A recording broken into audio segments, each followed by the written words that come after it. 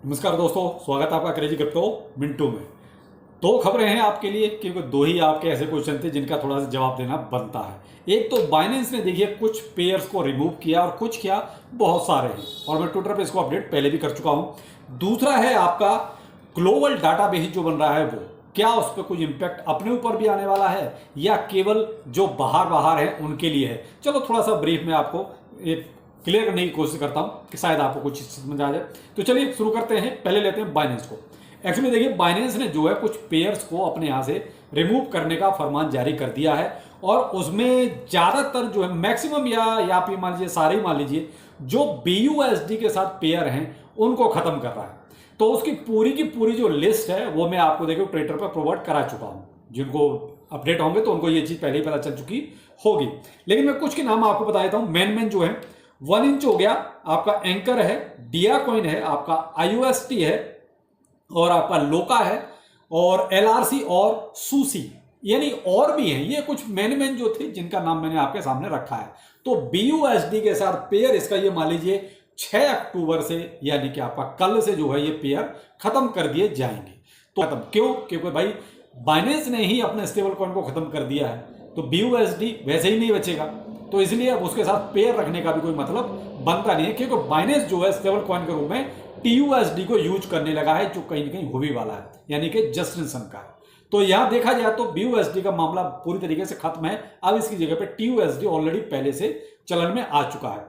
तो ये तो थी एक बाइनेंस की तरफ से अपडेट जो चल रही है मार्केट में। दूसरा है सब ग्लोबल डाटाबेस जो सरकार लेके आ रही है। देखिए, नाम जरूर थोड़ा सा ग्लोबल घुमा घूम के, लेकिन मैं आपको एक बहुत सीधे से उसमें बताऊं तो एक रेगुलेशन टाइप का ही आप मान लीजिए। कुल मिला के आप ये मान लीजिए कि आपकी गर्दन पकड़ी जा रही है। बस इतना समझ जाइए आप कि आपकी इससे गर्दन पकड़ी जा रही है, कि जो आप अब तक ये था ना कि हम तो इंटरनेशनल एक्सचेंज को, मैं हमेशा देखिए मेरे जितने भी टैक्स के ऊपर वीडियो हैं, चाहे आप अर्न विद रोहितास पर देख लीजिए, चाहे क्रेजी क्रिप्टो मिंटू पर देख लीजिए, मैंने हमेशा यही बोला है कि सरकार जिस दिन चाहेगी उस दिन आपकी गर्दन तक पहुंच जाएगी। हमेशा मुझे उसमें कमेंट सेक्शन में यही जवाब सुनने को मिला, अरे सर हम तो इंटरनेशनल एक्सचेंज का यूज करते हैं, हमें कुछ नहीं होगा। तो ये उसी के लिए हो रहा है। अब एक ये इस तरीके का डाटाबेस तैयार किया जा रहा है कि आप चाहे कहीं रहिए, कहीं ट्रेड कीजिए, आपका डाटाबेस रहेगा। कोई भी सरकार किसी भी देश की उस डाटा को यूज कर सकती है, यानी कि आपने कहां भेजा, कहां से लिया, किधर भेज दिया, सारी चीजें आपके पास होनी चाहिए, आपके पास रिकॉर्ड होना चाहिए। जब आप ITR फाइल करेंगे उस टाइम पर अगर आपने कोई मिसलीड किया या आपने कोई डाटा पूरा नहीं दिया, तो आपकी छानबीन जरूर होगी कि भाई आपने बताया 5 रुपए का 25 रुपए का ट्रेड कर रहे हो, ये 20 रुपए कहां हैं। तो ये आगे से इस चीज के लिए समझ जाइए, क्योंकि अब चाहे इंटरनेशनल हो और चाहे अपना कहते हैं लोकल या अपना इंडियन मान लीजिए, तो उसको आप कहीं भी हेरा फेरी नहीं कर सकते, आपको टैक्स तो देना होगा। तो अब तक वही था कि सरकार को भी पता था कि इंडियन एक्सचेंज से वॉल्यूम निकल चुका है, जितना भी ट्रेडिंग का वॉल्यूम है वो सारा का सारा दूसरे यानी कि बाहर के जितने भी एक्सचेंज हैं उस पर जा चुका है। तो भाई सरकार को तो देखिए ये चाहिए, और वो 30% किसी भी कीमत पे छोड़ेंगे नहीं कि कोई ये फोकट का पैसा है जहां पर सरकार को कुछ भी देना नहीं पड़ रहा, यानी कि कोई फैसिलिटी नहीं देनी पड़ रही और 30% मिल रहा है, तो कैसे छोड़ दे सरकार। तो इसलिए भाई देखिए, सरकार को तो चाहिए और सरकार कहीं ना कहीं से घुमा के आपसे ले ही ले।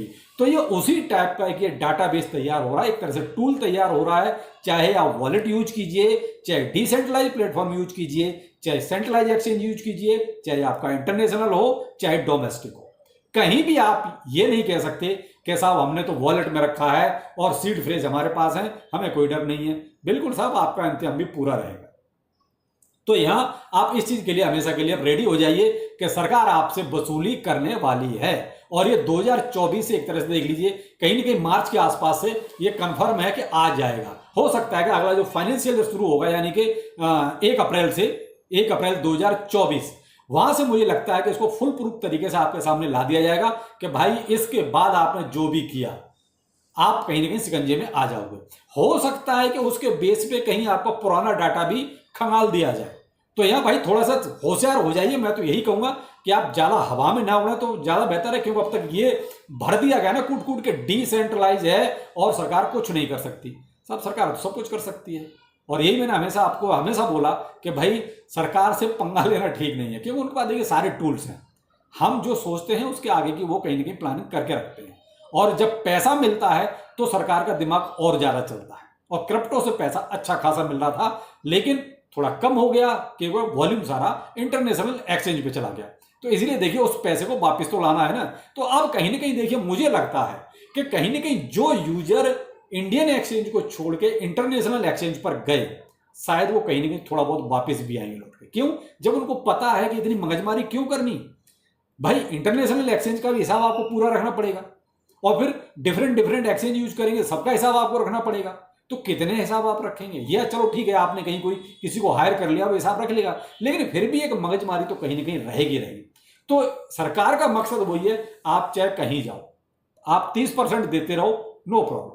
तो आप इंडियन एक्सचेंज का यूज करो चाहे बाहर का यूज करो। तो ये सारी प्लानिंग चल रही है। ऐसा डाटाबेस, वही कहते हैं ग्लोबल डाटाबेस, तो ये वही तैयार किया जा रहा है। और ऐसा नहीं है कि केवल इंडिया, भाई देखिए कोई भी उस डाटा को यूज कर सकता है। क्यों? वो ग्लोबल बेस पे एक तरह से बनेगा। इंडिया अपने बेस पे बना रहा है, और भी कंट्रीज अपने बेस पे बनाएंगे, कहीं ना कहीं वो सब जो है मिला जुला असर रहेगा सबका। तो इंडिया वाले भी जब चाहेंगे तब, मान लीजिए दुबई से कोई जानकारी लेनी है, ठीक है साहब, ग्लोबल वो जो डाटाबेस है उसमें से निकाल के दो, इंडिया वाले कौन कौन है और कहां से क्या भेज रहे हैं, आगे सब हिसाब किताब आपका सारा समझ में। तो इसलिए आप थोड़ा सा बस ये है कि भाई डरने की जरूरत नहीं है, लेकिन जो सरकार कानून बना रही है उसका पालन तो आपको करना पड़ेगा। तो देखिए हम तो हमेशा से बोलते हैं भाई टैक्स दीजिए, बस निश्चिंत रहिए। भाई अगर मान लीजिए आप 100 रुपए कमा रहे हैं, 30 दे भी रहे हैं, तो दे दीजिए, ज्यादा अच्छा है, बेहतर है।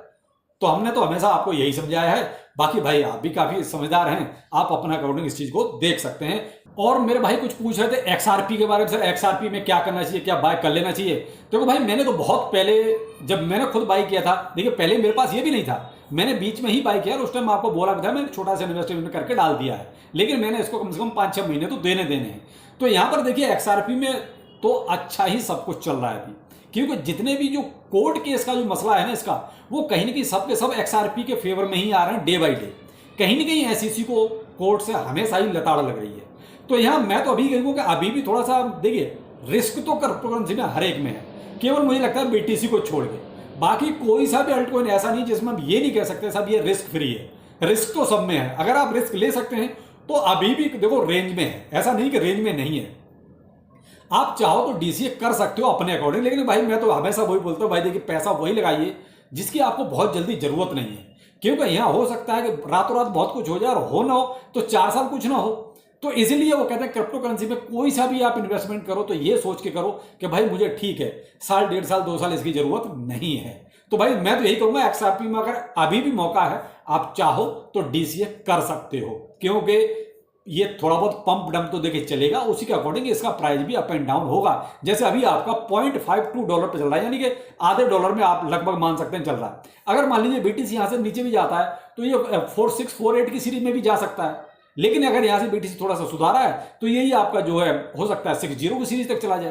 तो ये थोड़ा बहुत अप एंड डाउन तो देखिए चलता रहेगा। तो इसीलिए कहता हूं कि अगर किसी को करना भी है तो थोड़ा बहुत यहाँ डीसी आप कर सकते हो, जिससे कम से कम आपको अगर नीचे भी जाएगा तो ज्यादा परेशानी नहीं होगी, आप उसको थोड़ा सा एवरेज कर सकते हो। बाकी हाँ मार्केट में देखिए अभी जस्ट जब मैं वीडियो बना रहा हूं उससे 2-3 मिनट पहले ही मैंने जब बोलना शुरू नहीं किया था 28,000 को बीटीसी क्रॉस कर गया था।